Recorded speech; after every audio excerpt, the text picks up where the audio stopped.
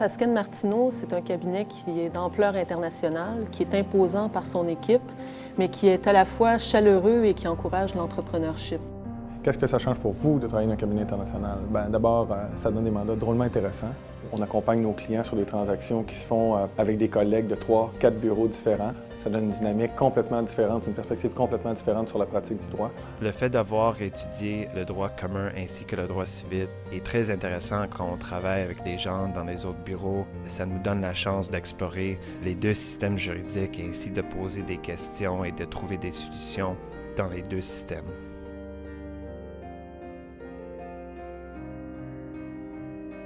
Pourquoi avoir fusionné avec un bureau en Afrique du Sud? D'abord, l'Afrique est un marché qui est en développement économique constant.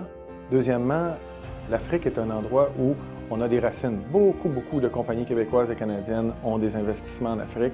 Puis enfin, Bell Doer, avec qui nous avons fusionné, est un groupe d'une qualité exceptionnelle. Puis quand on s'en va pour les marchés internationaux, c'est la compétence qu'on cherche d'abord, puis on a trouvé une équipe extraordinaire.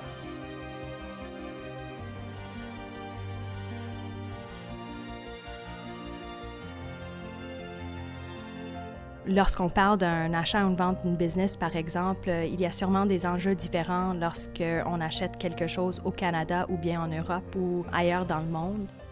Ça donne la possibilité de travailler dans des dossiers de grande envergure qui traitent de droit international, mais ça donne aussi la possibilité de travailler avec des collègues dans d'autres pays. Pratiquer dans 5 ans chez Fasken-Martineau, c'est être dans un cabinet fortement implanté au Canada, avec des bureaux qui lui donnent un très fort rayonnement étranger. L'esprit Fasken, pour moi, c'est Ampleur internationale, Succès, défi, professionnalisme, opportunité, qualité des dossiers, passion, Entrepreneurship, sens des affaires.